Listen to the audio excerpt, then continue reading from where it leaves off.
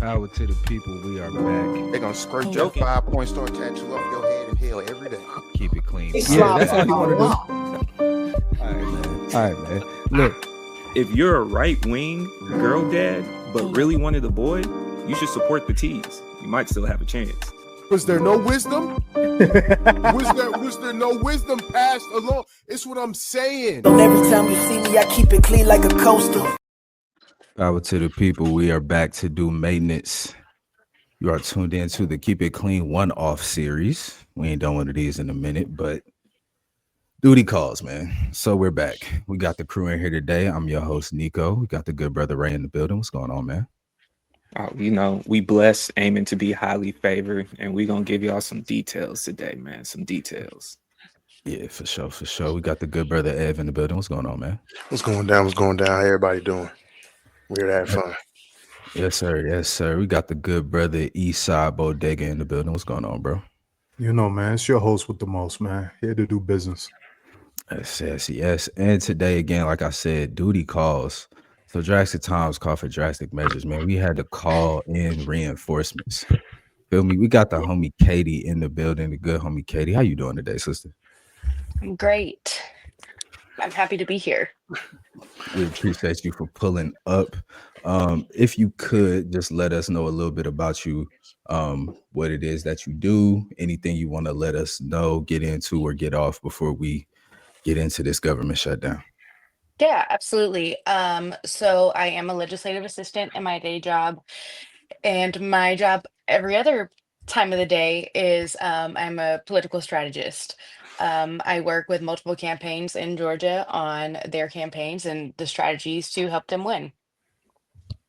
Okay, but yeah, like I said, man, we had to call reinforcements. You feel me? We had to call somebody from the inside to come out and talk to y'all type shit. So we ain't gonna waste no time. We're gonna get straight into it. We're gonna swing it over to the good brother Bodega to give us the rundown. Why are we here today, man? What happened? All right. So as of Sunday, the Senate came together and passed a temporary resolution to fund the government. It's very clear, or needs to be clear that this does not mean that the government shutdown is over.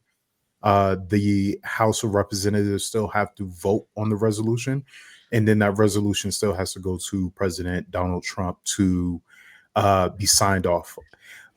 Furthermore, this is pretty much just a stopgap, right? It's like if you were in need of surgery and instead of getting stitches, you got a couple band-aids put on it, right? Might be absorbing some of the bleeding, but it hasn't really stopped. The resolutions that will actually fund the government will be discussed at a later date, in about 40 days, mid-January, where this process can very well begin again. So, we're here to talk about who, what, when, where, why, and how you may or may not be impacted, depending upon what side of the aisle you're on. For sure. So to recap, if you're a viewer of this podcast, or if not, we're just going to recap it for you. We said at the start of the government shutdown that this was about furthering the healthcare subsidies from the Affordable Care Plan or Affordable Care Act, aka Obamacare. This would provide premium controls or price controls for your insurance premiums monthly. It will also expand coverage for a good amount of Americans as well as legal immigrants. We told y'all that if this does not go through, people's healthcare monthly payments will go up. A lot of people will be kicked off of their healthcare. Since then, it's now enrollment season. People's healthcare premiums are going up, a la the big beautiful bill, and we're seeing a bit of the fallout from the government shutdown and the big beautiful bill. So when the government shut down over the ACA and now it's back open, you would think, well, it was shut down over the ACA, so now it's back open. So did we get the ACA thing passed? And you would be smart to think that. Bodega, did we get the ACA thing passed? No, ACA did not pass. What Democrats and Republicans agreed upon was a later vote of the ACA subsidies, which is a really, really bad like position for the Democrats to take, um, because you're already the minority in the House. Like you already don't have much leverage to stand on, and the leverage that you did have to stand on, you gave up for temporary relief of your constituents, which understandable because there's 900,000 people affected by the government shutdown, that were either laid off directly or furloughed or forced to work without any funds. But with a funded government and a executive leadership team that directly backs the Senate and House majorities, mm, you putting yourself in a very bad position. Okay. Katie, I guess we could start here. What was your reaction to this when you saw this go through? So my general thought process is I kind of feel like you're damned if you do, damned if you don't. Because people that I mean, people that are furloughed, yeah, they're sending it, they're at home, but they also got those emails that said, hey, at any point we can call you and you still need to do this work. You're just not going to get paid for it. And that's what a lot of them were getting. And so, obviously people needed their SNAP. It's holiday season. People need to eat, period, even if it wasn't. But I mean, it feels extra cruel to be happening with Thanksgiving and Christmas right around the corner. Um, However, I don't know. I'm kind of in a weird spot because while yes, I agree, I understand why they chose to kind of waver and be like, okay, yeah, like people need to eat, but like also there's things in place where Snap should have never been shut down during a government shutdown, but considering, well, we know why that happened. Neither here nor there. But I feel like it's also there's a lot of people that are going to lose their health care. And I mean, I guess it's okay that, they're pushing it off, but also, is it really going to go in our favor anyways? So it's just a really tough spot to be in because on one hand I agree, on the other hand I feel like we have a lot to lose. That's fair. I feel that. F, what was your reaction? I kind of agree with Katie with a lot of things, but I'm gonna take it further where you said you think there's a lot that could be lost. I think the biggest thing that we had was lost in agreeing. And that's been my biggest thing is where, like we already mentioned, Affordable Care Act, that was the thing that we were holding on, the Democrats were holding on as Hmm. the big deal. And to come away with it with a vote where we already know what we got to be honest, we already know what that vote's going to be.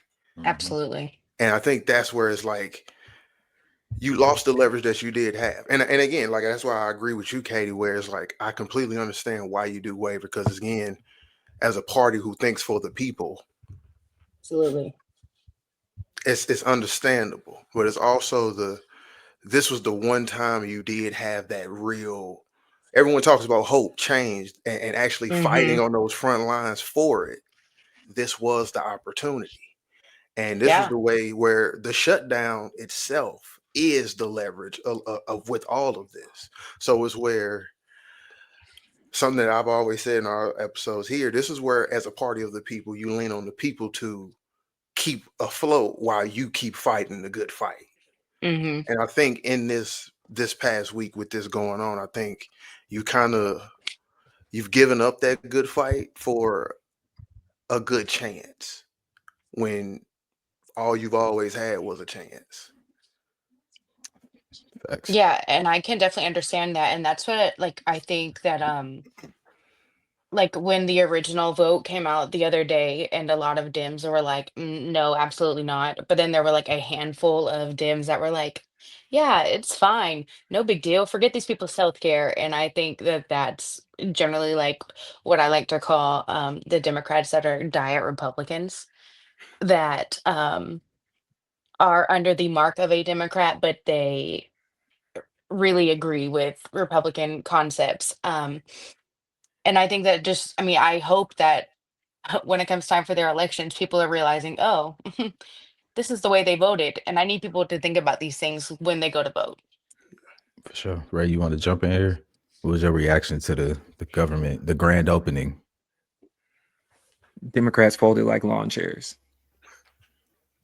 They folded like lawn chairs, man. In the situation, to me, from the perspective that we were seeing, complaints were building up from both sides, knowing that the Republicans were dragging their feet the entire time. Even fellow conservatives and Republicans were starting to speak up against this entire shutdown, specifically for the fact that they realized they voted for something that affected them.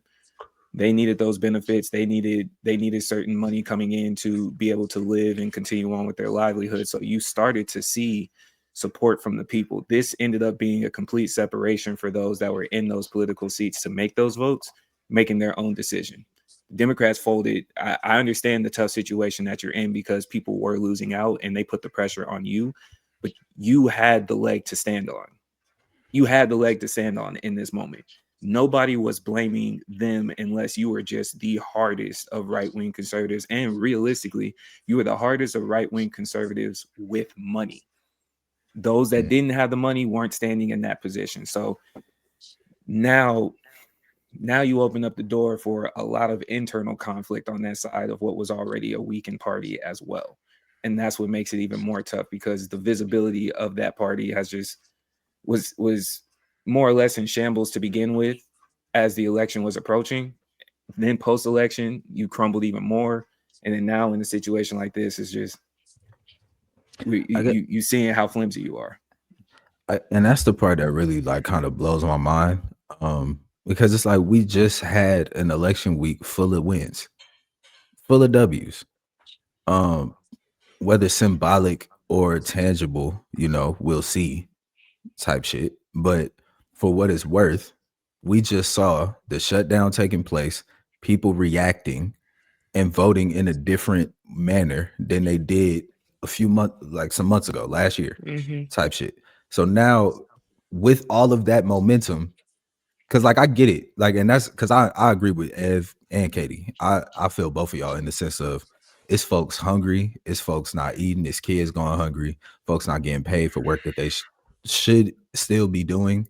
There's no reason that they shouldn't have a job at this point, and there needs to be relief in that space. I guess, like, again though, drilling the point home of the Republicans are willing to let y'all starve during a holiday season.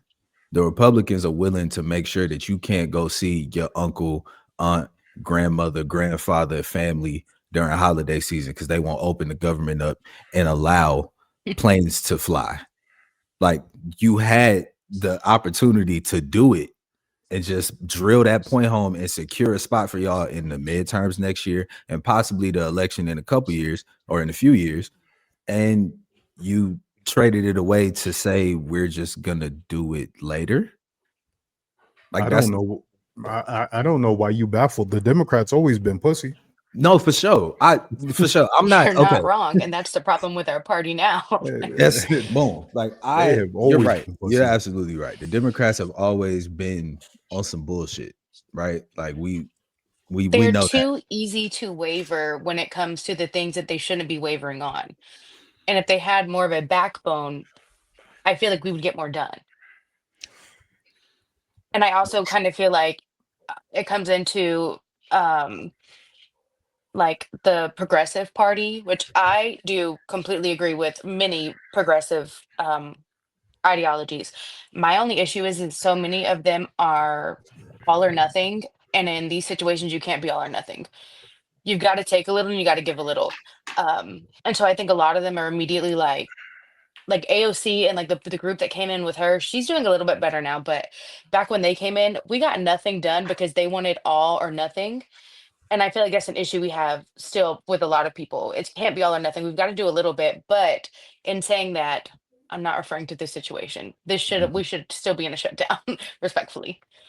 I mean, to that point, I think when it comes to these types of situations, I think trying to be an incrementalist is a losing strategy. Like, I get the strategic idea of it, but like, when your opponent is over there playing the all or nothing game and they getting a good amount of the all that they trying to get to, it's like at that point the like trying to like, oh, the small wins here there, like we just did that last week. Yeah. That was that type shit. So it's like when you get it over there, it's like, okay, bro, boom. We have to keep the large picture in frame and shoot for the stars over at that point, because let's try to meet them at this point, try to meet them at this point. I feel like at this point, it's like at a certain point, there was a time where the whole cross the aisle thing was the talk of the town type shit. But now it's like, if this was the aisle and this was us, they keep backing up and we just keep going further and further and further into what they want to do. And it hasn't been helping. Yeah, absolutely. I mean, I just hope that from this shutdown, it shows a lot of people that the Republicans were willing for you to, one, go hungry, and two, lose your health care. These people do not care about you. And it doesn't matter what they say. And I will never understand the concept of believing that they care about you when they make it so blatant that they don't. They're not afraid to tell you that they don't. Yeah. So let me ask y'all, with this happening, what would be tools that we could walk away from in this process to try to bridge that gap? Because there's still people, like you said, that are pushing back on it, still thinking that the Republicans do care. Hell, there's still people that think the Democrats do care, right? Hmm. But as a unified folk, there's clear and ample evidence that this was a fumbling of the ball just across the board from both sides. I understand the Republican stance on it. They had everything to win, and you had nothing to move them off their square. Yeah. It is what it is, right?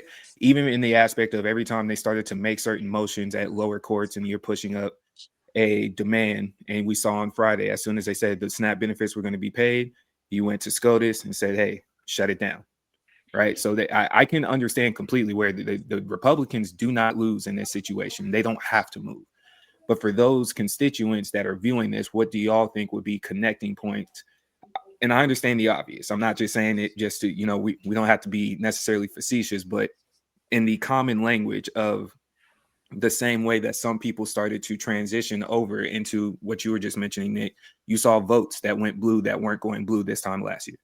You saw states, you saw mayoral elections that changed, you saw propositions that got voted into.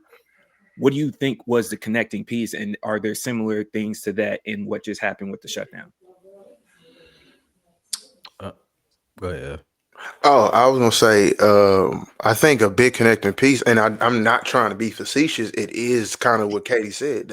Some of these people realize that they don't give a fuck about them in reality. That's simply what it was, and they realized that the promises that they were given for with this administration for the last 11 months, and then during the entire campaign, you're now realizing, oh, he was full of shit. And this time they finally they're the ones being hit to where they now understand, oh, the people who we were making fun of during 2016 to 2020 were telling the truth the entire time. Hmm. I think again, that's what I'm saying, not trying to be facetious, but I think that's just what it was. And I think this is a repeat of that, where the people, those who were on that side the last 40 plus days, specifically who were hindered, they're really probably rethinking everything now. And they're completely like, yo, there's absolutely no way I'm going to do this again. And while we speak about the Democrats and this losing leverage being lost, some of those people on that Republican side are probably thankful as fuck right now in the essence of things too.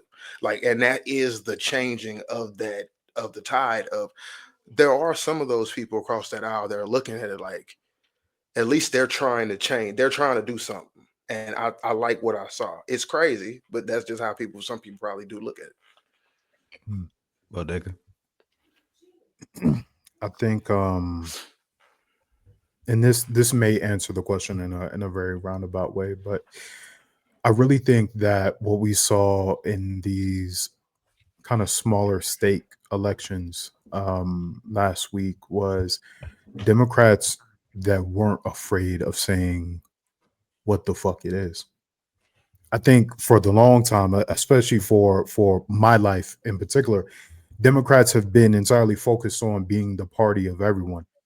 And the reality is that you can't represent every American. You Facts. can't be for every American. And if you stand tall on that and say who you are for and why you represent those people, then the votes will reflect. But it's very hard to find a actual center line on what you stand for from a political perspective when you are trying to include everybody from a moral standpoint. The United States is not built on moral togetherness. It never has. The Republicans have a very firm stance. We are overall the party of manifest destiny. That's how we got here.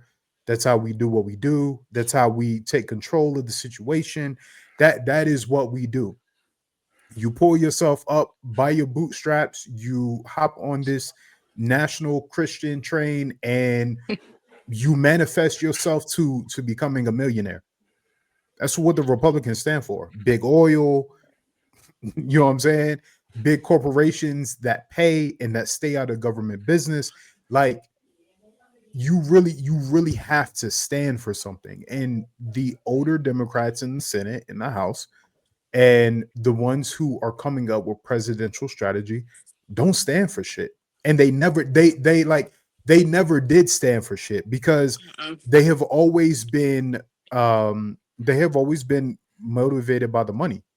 And their motivation is, all right, well, shit, if y'all got SNAP benefits, y'all got, you got health care, you got, you know what I'm saying? Like, you are complacent enough for me to pull these tax credits over your head and get this corporation money.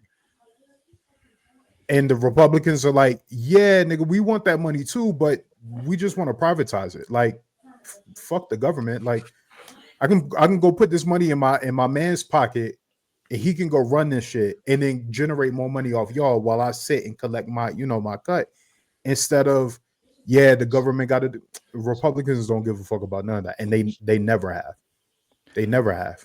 What's your Yeah. stance? Like, Yeah. To your what's your stance question, I think this goes back to probably a one-off that we had up here where we was addressing the whole it not being the center for real. Like, going back to what do you stand on? Standing on the side of business or corporations and tax cuts and all of that is standing on the side of business.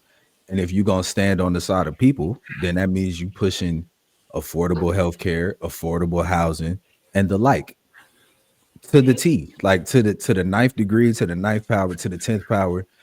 That's what you standing on. It can't be yeah, we want to make sure everybody has health care, but we also want to make sure that the healthcare companies are making money. You can't, what, I don't want to get religious with it, but you can't serve two masters. It's that simple. And when you really do break it down, the Democrats say they serve the people, but they serve the same master as the Republicans. Like Bodega just said, they all getting money. I I Mhm. believe a good amount of this shutdown or open up, however you want to look at it, a part of that is Democrats got money in the airlines. For sure. You know what I'm saying? Democrats they got money in the airlines. So as much as it hurts to see the people not be able to go see their family, it's also hurting their pocket. So yeah, nah, we gonna push that date back, bring the airline back up. Let's get the stocks back going. Let's get the economy back going. Let's get the money back moving, and then we'll address this at another time. That Yeah, Uh, that's where I'm at with it. I do think this is a good opportunity to possibly highlight how white people were oppressed too, and they just didn't know about it. Starting Facts. back from way back then with the Federal Reserve piece of while they were telling the minority groups to utilize the welfare programs and try to get them on that, they were secretly whispering in your ear to get it up by your bootstraps. But the entire time, it was just a divisive nature when at the end of the day, like all of y'all have highlighted, the parties were still about the money. They weren't necessarily about you. So as this trickled down throughout the generations of one side, more so particularly white people, thinking that hard work is going to get you to this final destination, to this American dream, to this white picket fence and whatnot, and everybody else is just mooching off the system. A large majority of the white people are the biggest beneficiaries of said system, but you don't see that, right? And so as long as they keep yelling in your ear, especially the Republican Party keeps yelling in your ear to pull it up by your bootstraps, go over here, be hard workers, and do the right quote unquote job to be successful. Here you are, as soon as a shutdown happens, and it took 40 days, not even really 40 days, by week 2 or week 3, once it started getting shaky, you saw how those benefits disappeared. You saw how people started acting, and you saw they needed help too. They needed help too. And that subdivision, which really isn't a subdivision, is really kind of majority of that party, as well as those that lean more liberal on the Democratic side. You're all now in the same boat. Don't miss your form of oppression just trying to chase those that were never in your class or never cared about you at all. Realistically, that elite side. Yeah.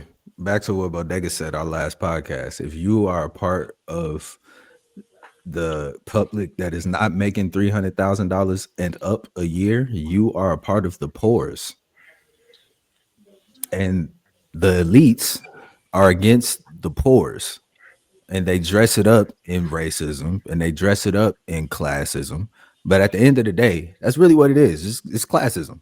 There's racism tied into it to justify the classism. There's a whole bunch of monkey wrenches that they throw in there to weave it all together to create the narrative around why certain people shouldn't have basic life necessities.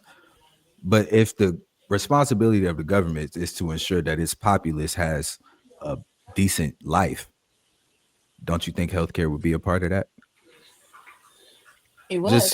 Just on a basic common sense level. Like we don't even have to get so tied up into what party is doing what.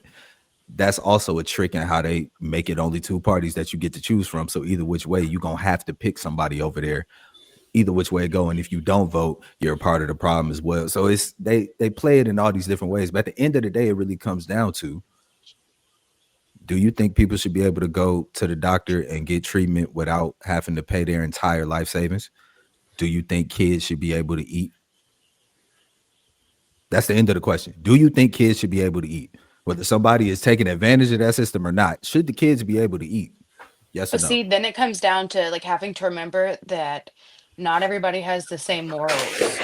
And a lot of people don't care about those things because it doesn't affect them. And I mean, respectfully, a lot of white people believe in that. If it doesn't affect them, they don't care. Because they were raised in a way to where they saw things happening to other people, but it didn't happen to them. So again, they just didn't care. Um, and I think a lot of that goes back to how you were raised and like, but also I will also give it to the fact that you're a grown ass person now. You can be a decent person. It's free to be good to other people. Um, but I do think that I have to constantly remind myself of that people don't have the same morals as me. No, these people that want these babies born so bad don't care if they get fed once they're out because they're not pro life, they're pro Birth. fetus Yeah, birth. pro birth. Yeah. Like, because once they're born, it no longer Not matters. for me. Yeah, facts. You got it. Oh, yeah. Like yeah. I mean, but I think back to Ray's question, I think that's what we saw. I think we saw a lot of people having that realization in real time and running to what they thought was the next best thing that they could get to at the time. And it just so happened to be at the time, Deron was running and he was running on everything that made sense, like affordability. The thing that y'all's president just said was a con job. Affordability.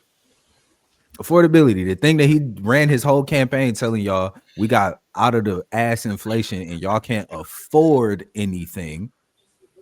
Now he's telling you that's a con job when the people under his administration, the public, can't afford anything due to the Meanwhile, his exact words were, what was it? Stop complaining about the price of eggs. yeah, So then that what he tweeted, or I guess whatever you call it on X now. yeah, Those were his exact words. Stop talking about egg prices. yeah, But during the Biden administration, that's all he talked about was egg price. yeah. But no, like, yeah, going back to the question, I do think that a lot of people um were fed up and realized what did affect them that they hadn't realized what would affect them before. And that goes into the same people that are saying that they regret voting for Trump now, which is fine. You can regret your vote all you want, but I will not allow anybody to say they didn't know what they were voting for, um, because Trump said exactly what he was going to do, and he's done exactly that. Yeah. Bodega, what you got? So I see you. Oh, go ahead, Ray. My fault. no, I'm tossing questions out there just to try to connect bridges for those that are listening. What other priorities do y'all think was possibly deferred or traded away from the Democratic side and in signing off in agreement with the end of the shutdown? Because I know Oh, they're I mean, banking on they're going to come back up with the SNAP benefits, and I think to your point, Bodega, it's supposed to be like January 30th, so they got plenty of time to try to game plan and hopefully pull together something. But I don't know who's going to push that button for him. So what else was potentially traded away here? What else was potentially they given up in this moment? the Democrats don't have time for shit. Let's be clear about this shit. Like the Democrats don't have time for anything because by delaying like this was their stance. This was literally the only stance that they had. By delaying the vote, they have effectively guaranteed their demise. I can give you the list of things that they are going to concede on based upon Republican wants. Like I can give you the list. So um for people who are listening, you know what I'm saying? We're mostly black cast, so like y'all are probably left leaning. So you may not even know what the Republicans wanted. So I'll go ahead and run down that list for you real quick. So the Republicans wanted a estimated 23% cut to non-defense discretionary spending. So what a non-defense discretionary spending is effectively all of the spending, all of the other just kind of miscellaneous shit that doesn't directly have to do with the defense budget because the defense budget it exists, it's there, it's constantly exceeded because why not, right? Like it directly funds directly funds the pockets of your favorite politicians and all those other kind of things, and then again manifest destiny and all of that, right?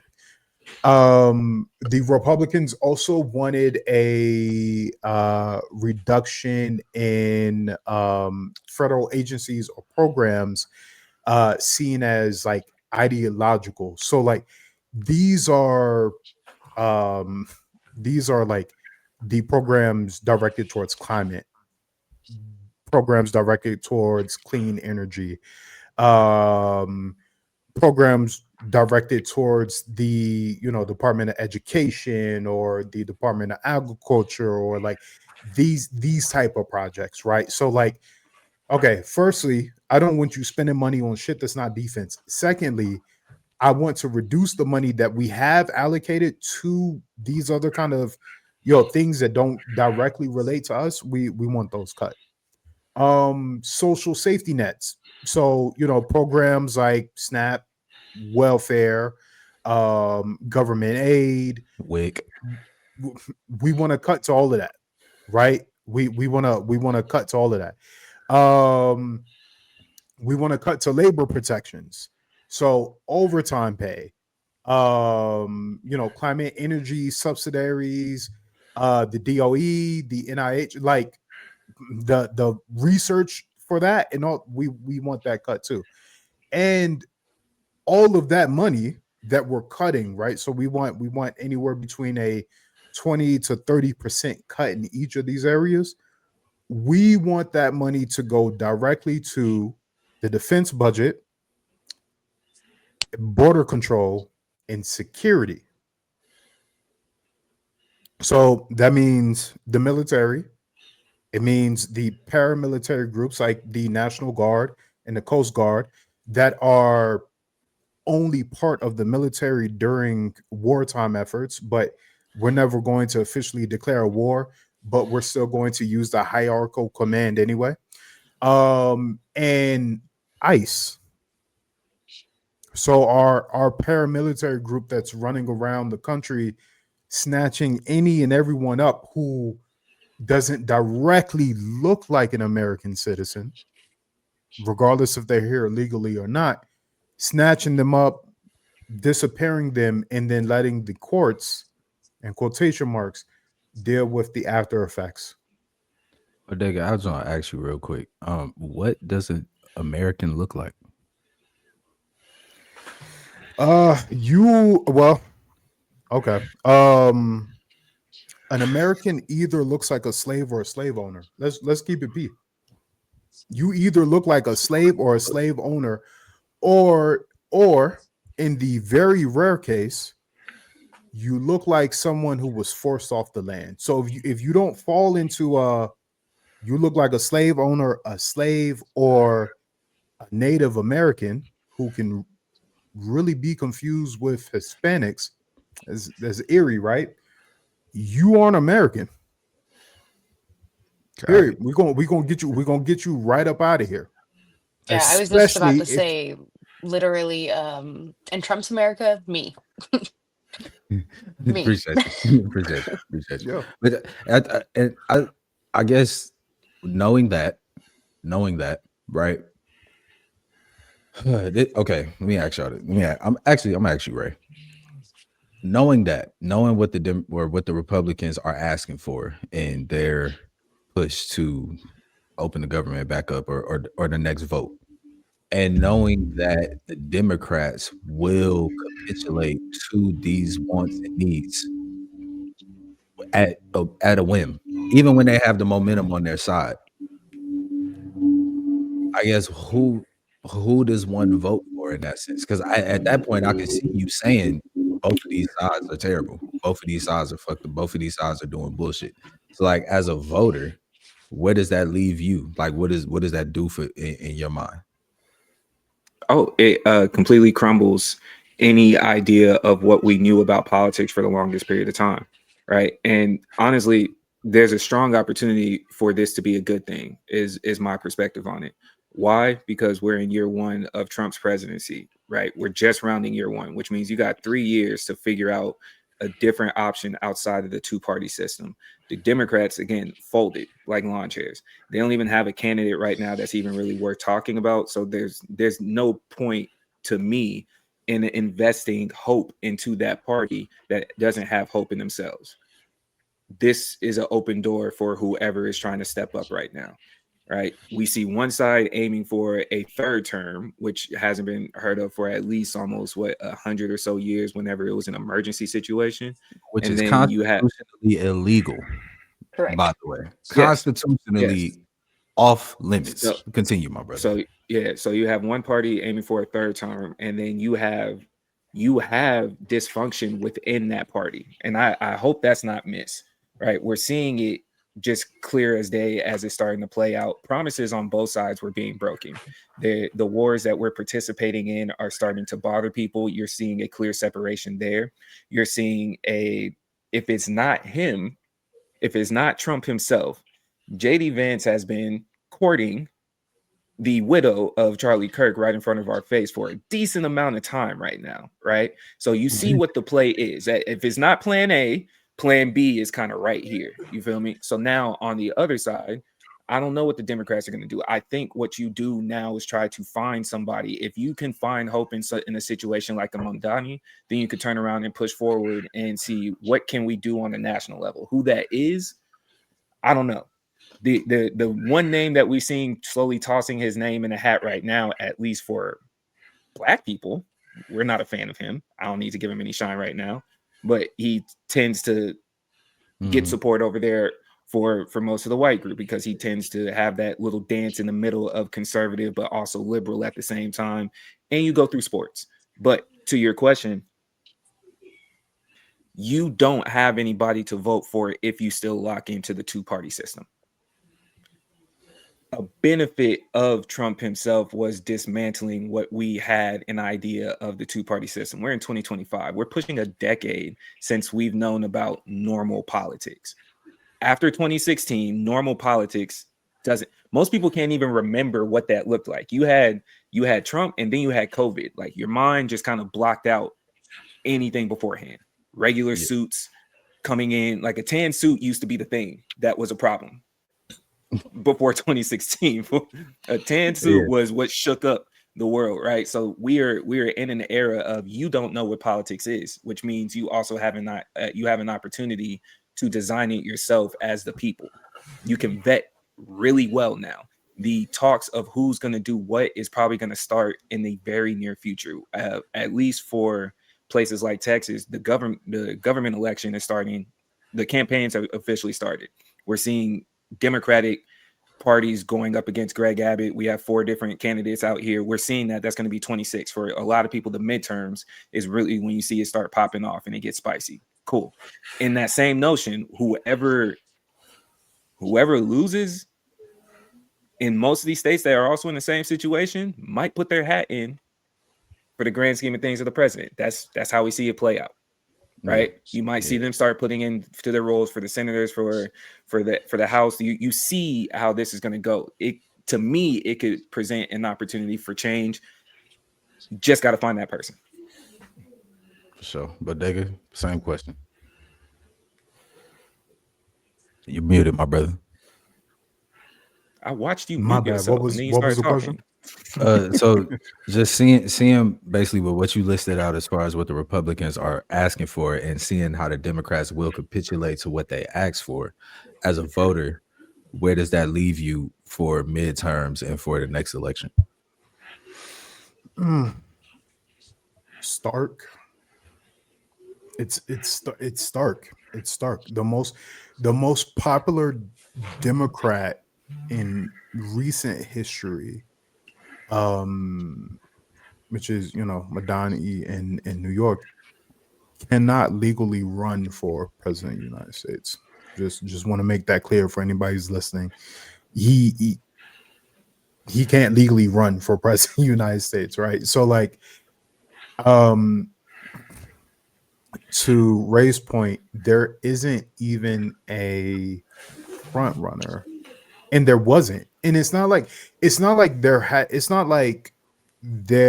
front runner issue is like a recent thing. Joe Biden was never supposed to become president. Facts. Joe Biden, like the Democratic plan was never for Joe Biden to become president, right? They utilized Hillary Clinton as like, keeping on that progressive change of, through Obama. But when that failed, there was not a second option. Joe Biden really just became like, there was no one else. Hey, he's a vice president. He was handsome in his past. He's a Democrat. Throw him up there. And Trump had just, fumbled COVID so bad that people went with it. But Joe Biden wasn't supposed to be the president, and neither was Kamala. Like that just wasn't in the playbook. The Democrats don't have a playbook. They don't have a unified playbook. Who do you vote for in the midterm elections when it comes to Congress? The real and I'm gonna say this, and I know this is gonna be very controversial to everybody who's against Trump, but like, do you vote?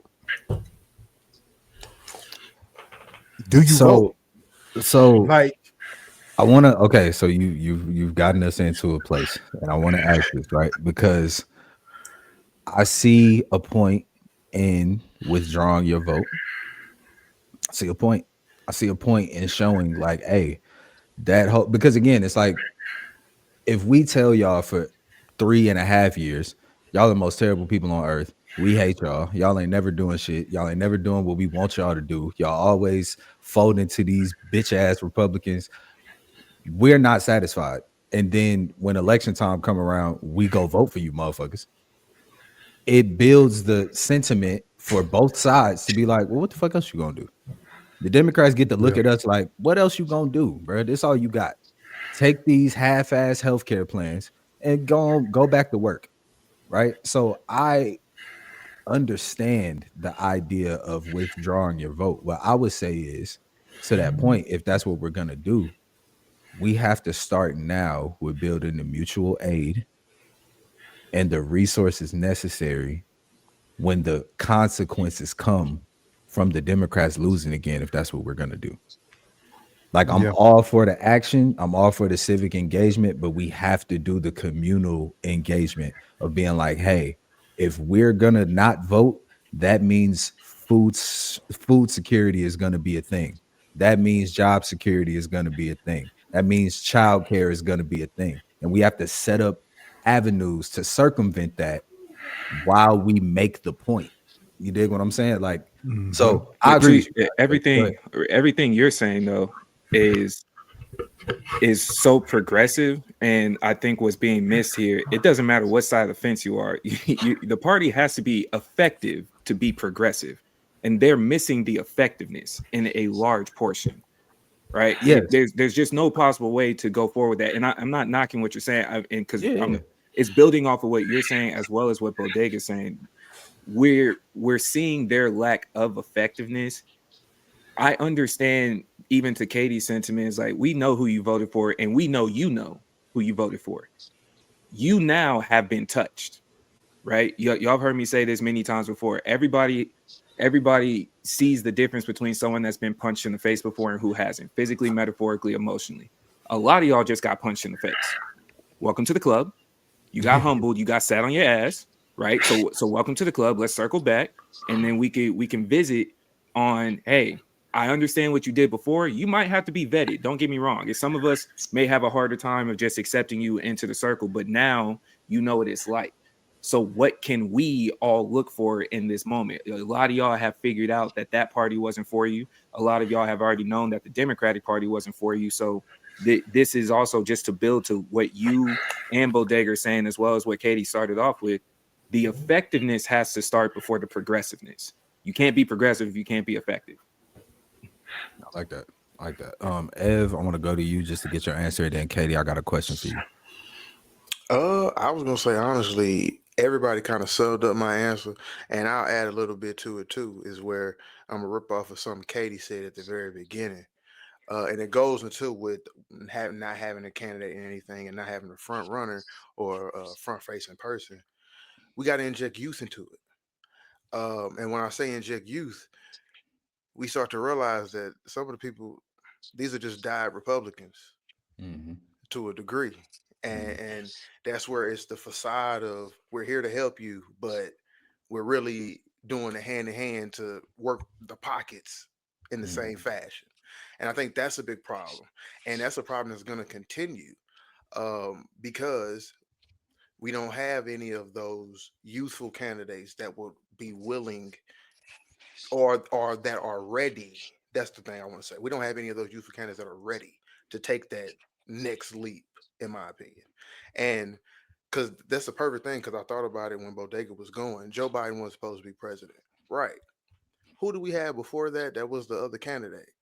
Somebody who was already 70 plus, another again, Bernie. Like, and that's where it is that like we have the same there's this problem can't be solved until the Democrats understand that. And again, you can't understand that when you have so many of these elder, old people in place and in these positions where they don't want to let go of that reign.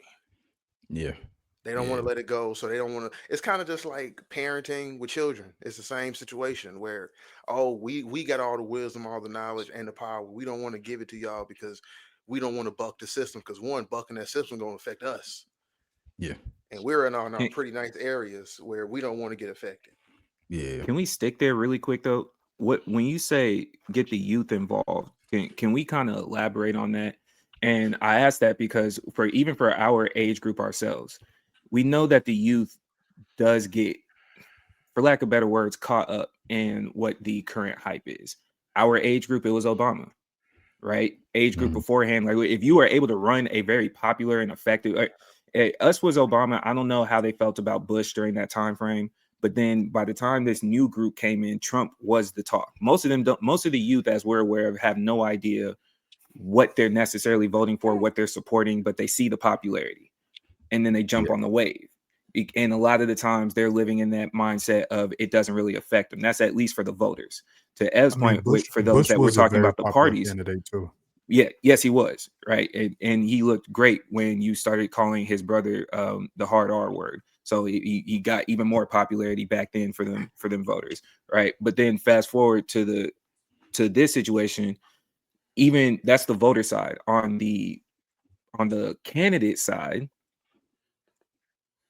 what young parties, by your terms, and I guess what we would have to define what young means, because compared to 70-year-olds or pushing 80-year-olds, everybody's young. So when we say young, like, what does that mean to us? And then do we have the knowledge of how many of those are out there? And is that something that we need to start focusing on, like pushing these names? What are y'all doing at this age group? So I'll take first reign on this. One young would be, I'm gonna say probably 40 something, 30 something to 40 something, like right on the cut to run for president in the next decade. I'm gonna be honest, they gotta be white. I'm gonna be honest with y'all. Listen, like, cause we gotta keep it clean, bro. America voted for a black man. And even a lot of that at the time is we're in a recession. We've been in this war.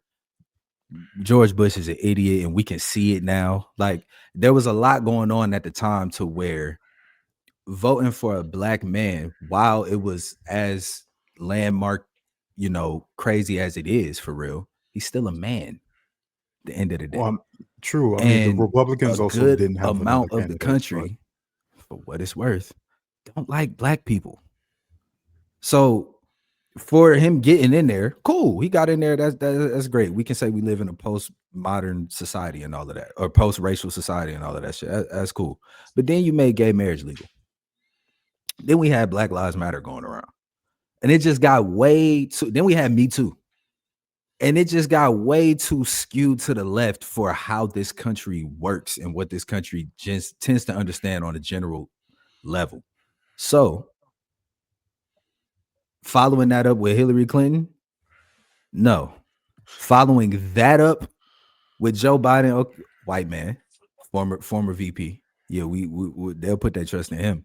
And then you follow that up with Kamala, a black woman. If they didn't vote for the white woman, why would they vote for the black? Anyway, so when we get to that point, I would say, buddy, has to be a white man. And when it comes to who we have out there at the moment, I don't have too many people off the top of my head. Somebody that's ringing off in my mind right now is Pete Buttigieg. I want to say Pete Buttigieg is gay, though. He is. They're not going to Right. vote for him. So And that's why he's out. Kamala didn't pick him as her VP, because they were never going to vote for a black woman and And gay man. Boom. He's so, also ugly. Just I know y'all laughing, but like, shit. Malcolm agrees. That's a real attraction plays plays not attractive. It's not going nowhere. Like, it plays a big role into presidency. Like, Donald Trump is an exception, not the rule. I just need y'all to understand that. Donald Trump is a celebrity. We have to always factor that back into the play. So yes, right, to answer your question, I would say has to be a white dude, probably in his 40s, that speaks the language of the young people, but not too woke. You know what I'm saying? Like, it gotta thread that line of like, yeah, I'm doing this on some America first. Like, you kind of gotta, and this is what the Democrats mean when they say we gotta kind of pull the people from their side in. You gotta talk our shit in their language and make it feel like it's happening for them. Because that's really the issue in all of this. People, the majority of the country wants universal health care. A good majority of the country just don't want niggas to have healthcare. Just don't want Latin folks to have healthcare. Just don't want people that they don't deem American to have healthcare. So if I'm understanding this correctly, essentially what y'all are saying is the new age Bill Clinton. Basically. Which is, I mean, effectively Galvin Newsom. Which is Yeah. which is I was seeing if one of y'all was going to say that, but I wasn't really sure. Yeah. But which so, is Gavin essentially Newsom. the new age Bill Clinton is what we're going. So yeah, that would be the guy. Gavin Newsom would be the guy, and which is what it's looking like it's going to turn out to be at the moment. He's had the most backbone out of the Democratic Party that we've seen in majority of this Trump situation. 100%, but I hope that's not something that gets wavered on once he runs, because There then he you has go. more to Thank you. lose. Yeah. Right. Yeah. There you go. Westmore is also ugly, by the way. So, man, he bald headed. He's not getting elected. Just Look, but you know what is with the Newsom thing though? I do just want people to know he made homelessness illegal in California. Yeah. And I think that's going to be a major problem for him. I think that for the most part, people really like him, but I think that's going to come down to that, because just like when Kamala was running, they brought up her past as DA. Right. And okay. while she was doing her job, people didn't like that. And I do understand the sentiment, because I definitely think things could have been different, but also at the end of the day, that was her job. Okay, so I have a point to both of that. I'm so sorry to interrupt, but for No, both of you're y'all, good. the homelessness and the DA piece, I feel like I hate to say this, if they stuck to that and let that narrative go, I think we're looking at a different outcome, because that's what's crossing the bridge.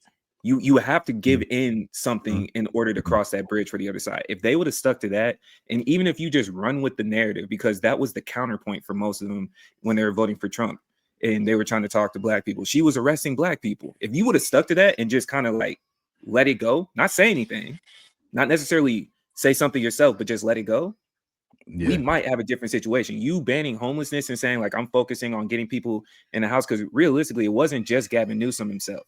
There was votes out in San Jose where they had a plan, the mayor had a plan, and the people voted against it in California and said no, we don't want that. When they were putting them in the hotels, we're aware of that. So it's like the Democratic Party is going to vote for the Democratic Party regardless. You don't need to speak against it if you run, is the way I'm looking at it. That's true. That is a fact. So for the Democrats, I would say that lean into some America First shit, but also push the line of the progressive shit that you preach. Like, because that's really all it's got to be. Like, we know this shit is a game. For example, with the shutdown, the federal, and this is also why the Democrats is pussy. A judge already said, Donald Trump, you have to pay these SNAP benefits. That was already in play. Like, that was already a thing. So to come back to the table and be like, well, we got y'all he gonna have to pay the SNAP benefits. We already had that. He sent it up to the Supreme Court so that they would kick it back down. Shout out to Justice Brown, kicked it back down to the lower court so that they could vote on it again and say, yeah, no, he has to pay that. So like, we see how he's trying to play the game. We see how we can play the game with him. You just got to stack the House and stack the Senate. And you don't do that. You don't do that through this. You don't do that through this. You don't do that through keep going back to the same people that told you out the gate, we're not voting for that. We will let the whole government shut down because we're not, and we will lie about it the whole time. And then go back to them like, well, I mean, y'all want to try that again? No, motherfucker. No. Go ahead, Bodega. My fault. Oh nah, I was just going. I'm gonna take this like in a little bit of different direction, because I was sitting here doing like some quick research about the 22nd Amendment. The good news is that unless you fundamentally disrupt what the United States of America is, which is, the illusion of voting on a president, Donald Trump can't become president again. Like, the 22nd Amendment has to be repealed by 2/3 of Congress. 2/3, not like, you know what I'm saying, which is both House and Senate have to come to a 2/3 agreement, or 3/4 of the states have to repeal the 22nd Amendment. But man, to be either fair, he said that he wasn't going to run he wasn't going to run again. He would be yeah. vice president and take over. Well, Okay, so the 12th Amendment prevents that. The 12th Amendment effectively states that if you like, it's weird. It's weird how the amendments work. But the 12th Mhm. Amendment effectively says that if you were president, then you are ineligible to be vice president. So we'll see how it goes, right? The bad news is that JD Vance will 100% be your Republican candidate, and he will have married Charlie Kirk's wife by then. 100%. A Because hundred. I Like can also tell you that Kemp will also be running for president. ew. who? Kemp, Governor Kemp. Oh, Kemp. Kip, get the fuck out of here. Oh, You're not winning Hey, It's shit. just word on the street at Hey, real the hey, quick, job. Kemp. Hey, real quick. Hey, Governor Kemp, you ugly as shit. Let me You know what I'm just cover my saying? face. You ugly as shit. And you a piece of shit. government Ain't and nobody Governor voting for you, Kemp. man. Ain't That's nobody voting for you, crazy. You dog. wanna do a runoff primary with governor? That's my You know, boss. that's Real quick, funny. Katie, I wanted to ask you though. Yeah. So from your side as a legislative assistant, I don't know if y'all are assigned to, specific partisan houses, or I don't necessarily know how that works. I do work in a Republican office. Okay, cool. So with that, right, with what's going on with how the administration is running things, is the morale of like the Republicans in said office like, yeah, we on time right now, we getting our shit off, or is it like this motherfucker is tripping and we need to get him out the way? So they are definitely so it's kind of weird, okay? So they are loyal supporters and have voted for him. Um, and recently visited. However, it's kind of weird because while my job is nonpartisan, they know where I stand. Um, because I have two reps in my office, I am very close with them. And so we do have conversations, seeing each other's point of view. And like I said, they're very aware of my stance on things. And it's funny because I've had more talks with one over the other, and some of the things he says, I'm like, do you realize that you're like not really a Republican? Like you are, but like you kind of care about your people, brother. Are you okay? Like, um, but I also think it's because he lives in a more rural part of Georgia, but like up towards like Tennessee.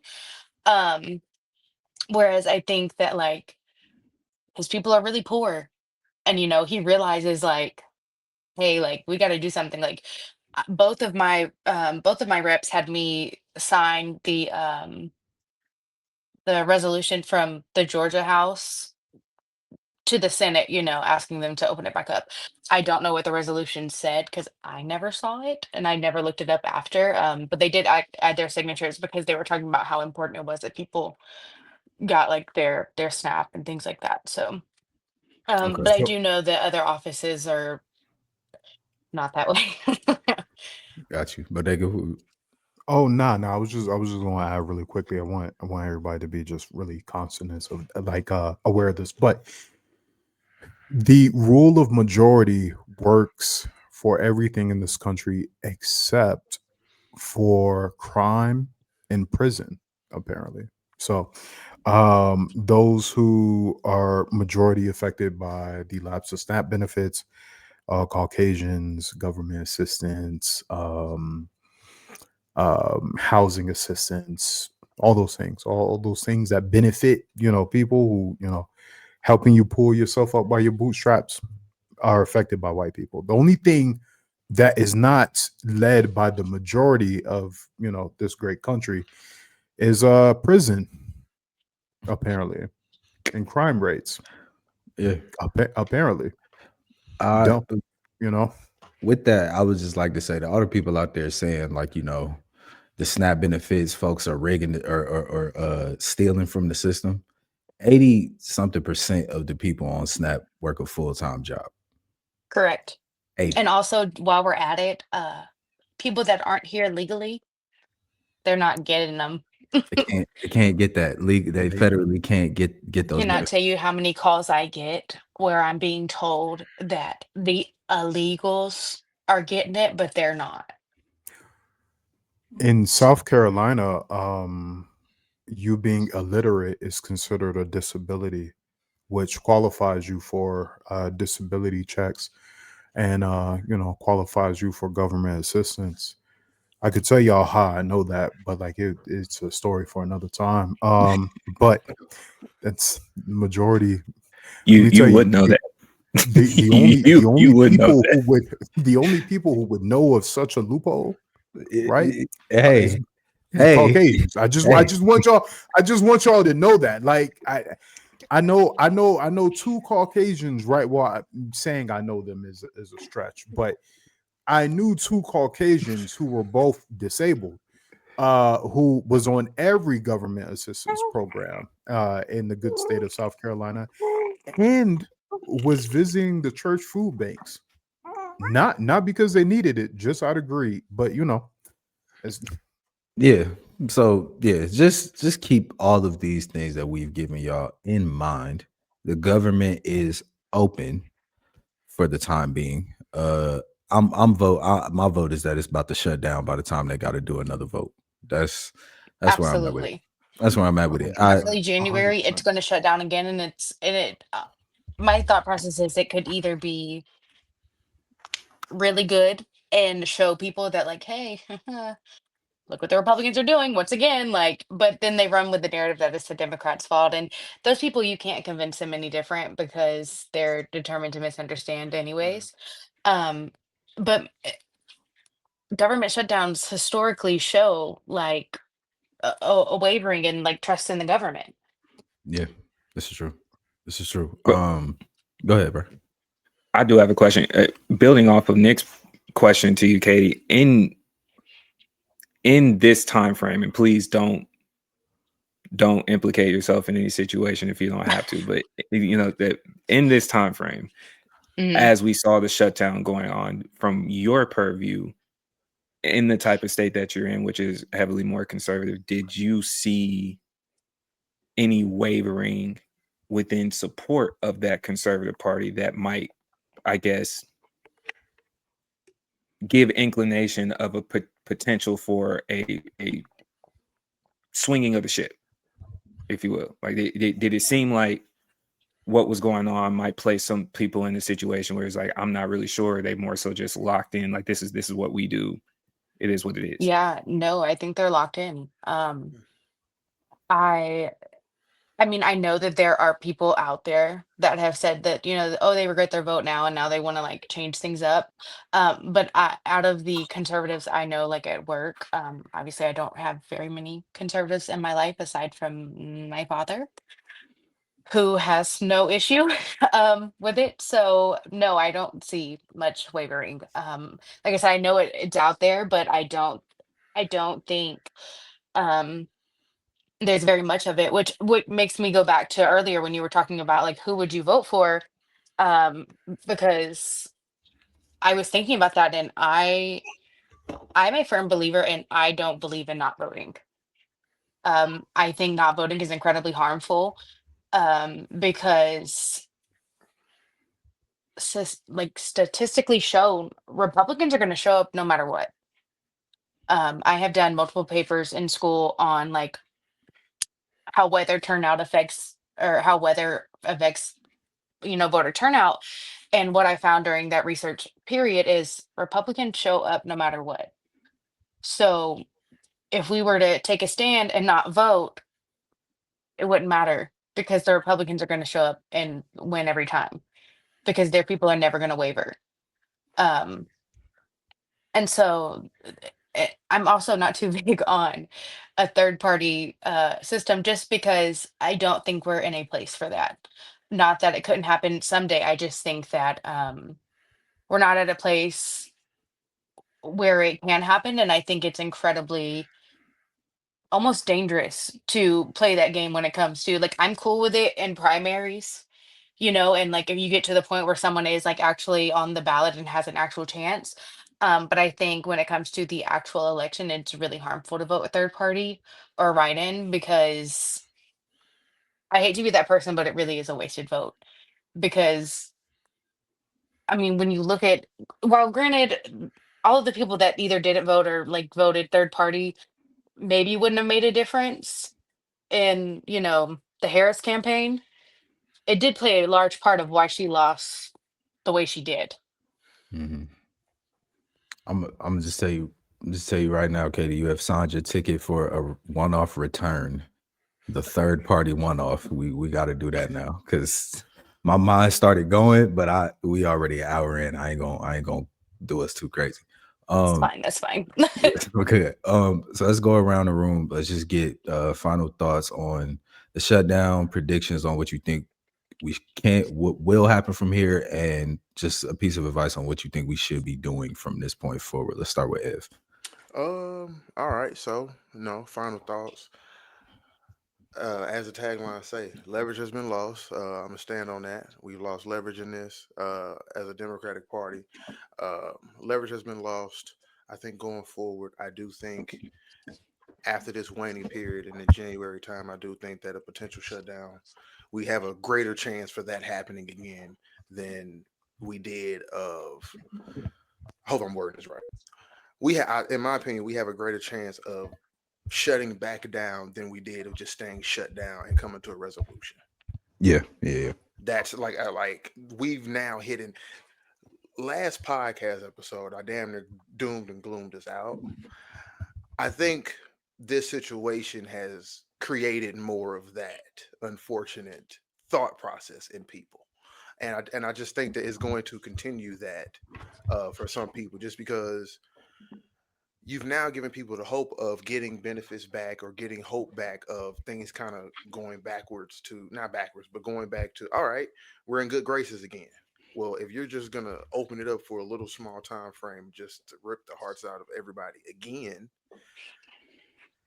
that's gonna affect people mentally, emotionally on a way severe level that I don't even think people even take into account how bad people are feeling now. That higher probability that we're gonna go into greater ramifications again. And again, what am I gonna say as words we can do? Again, kindness, love each other, because these are the times where you need to have that communal aid, mutual aid amongst each other, amongst your peers, amongst your loved ones, because keep your sanity straight. Sure. That's it for me. Bodega. Um, when the shutdown comes back in January, there won't be any holiday or travel motivations to end it. We'll be Yep. on the other side of that. January and February are historically non-peak times for the airlines. The most important holidays coming up at that point will be Martin Luther King's Day and Valentine's Day. Government doesn't care about that anyway. And this one is going to be it's going to be nasty, because no matter what the Republicans want and what the Democrats want, the Democrats are going to be the ones who are going to be forced to concede. I think the worst part about all of this is that the health insurance piece will already be done. Everybody's in open enrollment season now anyway. So your premiums and all those things have already gone up. I haven't even opened up my workday profile to see what they are, because I know they cook. I know they cook. So like the the insurance companies will have already made their money by the time the shutdown comes back again. And the leverage that the Democrats had to stand on will no longer exist, because you just gonna keep it off now. So to Al's point, lean on your community, bro. If you got some, listen, stack your money. If you get money right now, please stack your money, put some money away. And then if you got a little extra to spare, help your community out, help your people out, help your friends out, help your loved ones out, like however, why ever, whoever, because it's only going to get worse. This is year one. This is year one. So, right? Um, I think what we're looking forward to is a situation for y'all to do a little bit of reading and realize that Christopher Columbus wasn't a Muslim nor was he a Christian. And then after you finish that reading, prepare for a healthcare subsidy and fight of the returns, right? You're going to have Democratic Party splits. It's going to deepen even further than what it is currently now. There's going to be, like Bodega said, another funding clash in early 2026 because they still, we're just now getting through this, and usually this is the type of time where they start planning out funds for the next fiscal year, and they just finish shaking hands to finish out what's going on. So they haven't planned for y'all's 2026. I hope y'all understand that they have not planned for y'all's 2026. So that is going to be a major piece of it. And then election messaging, you know, the commercials, they about to start filling in. The commercials about to start popping out. Some of us have missed a lot of this because we have made ourselves a little bit more privileged and started paying for, you know, ad-free services. So you miss a lot of it unless you're watching something like a sports game, and in the midst of them trying to convince you to gamble or gamble on this election, which I've seen that recently too, which is crazy. You may not see some of these campaigns unless they bleed over into your social media. And I highlight that to say, start engaging in that instead of avoiding it. It's coming down the pipeline, but don't just rely on the media sources whenever these commercials, whenever these ads, whenever these narratives start popping up. Please do a little bit more reading. If you have more time, which you will, because a lot of this will be shut down, is coming. And then we're also going to see lingering federal workforce impacts. A lot of them that have went through it this time will continue to see it down the line. I'm also more concerned even on the state level, similar to you, Katie. There was a decent period of time I was working for Texas, and Texas established a Doge. They have the Texas version of Doge, and they've been doing clean sweeps. And this is just another reason for them to try to justify certain situations like that. My assumption is a lot of other conservative states will also follow suit. Right. So I talked to Nick about this the other day, adding to Bodega's point. First and foremost, strap up. Literally, stay safe, but stay dangerous. I cannot emphasize that enough. Stay safe, but stay dangerous. But I think some of this shutdown will start to affect how we look at money. If you have the possibility, start putting cash aside. Try to build up to about around 500, give or take, just to have that for just in case, because you're already in a situation where we're just going to start seeing just random cyber attacks that is going to be associated during the same time of these shutdowns. They always have a parent. Whenever you have the main objective that you're supposed to be focusing on, something else is coming up. We've been seeing it recently. Have cash in hand. Be prepared. If you are able to help out, please help out in that manner. I don't want you to have to deal with Zelle, Cash App. Ev still use PayPal, which is crazy in 2025. But it's I'm sorry, Ev, that was a stray. You didn't deserve it. But you know, in those situations, man, we're prepping for an opportunity for you to engage in educating yourself. I think that's the most important piece that I have for you. As these holidays come up, as you see people still try to recover from this particular shutdown, which is a large amount of people, you're going to see a little bit more shiftiness. You're going to see a rise in crime rate. You're going to see a large amount of safety be threatened, if you will. So love on each other. Know that these commercials are coming. Know that there's going to be change coming very, very soon and very rapidly when it continues on down this process. Katie? Yeah, I mean, I definitely think for the future, we will definitely be in another shutdown. And I think it's going to be probably longer, but I also think that it will be um, very harmful to all of the people that are just now getting their things back, the same people that are going back to work. They're going to be, laid off and furloughed once again and not be able to pay their bills. And I mean, and now they've already discussed about how they don't know whether they're going to give them back pay. Um, so I don't know. I just think that we're probably going to see like a large rise of, I mean, they want to talk about how employment is this and that, but these government employees that keep, getting forced into taking time off with no money, they're going to start leaving. Mhm. Um, and I think when you think about that, it's also kind of scary because these are people that you need working for the government, that are going to leave because the morale is low. Yeah. um, but in saying all that, the real change starts at the local level. You need to be voting in your local elections. You need to be involved with your local party. Um, if you're looking for a community of young, like-minded people, um, most states have a young Democrat party of, or whatever. Georgia has one. Ours is pretty strong. We have a progressive caucus. We have a veterans caucus. We have a lot of different things for everybody, and we do our best to try to help the community. Um, but yeah, like everybody else has said, lean on your community, help when you can, just be present and educated. For sure. I'll close up predictions. I'm with all of y'all. Government shutdown is coming right back around. That's obvious. Um, what's gonna happen from here? A lot of people is gonna be in a bad position, in a bad spot. A lot of folks is gonna go hungry. A lot of folks are gonna go without housing. A lot of folks are gonna go without seeing loved ones. A lot of folks are going to lose their lives. Just being honest. Um, and as far as what we can do, like everybody said, be a helping hand where you can. Um, do your best to not overextend yourself too. Keep that in mind as well. Don't try to help where you're not able to be helpful.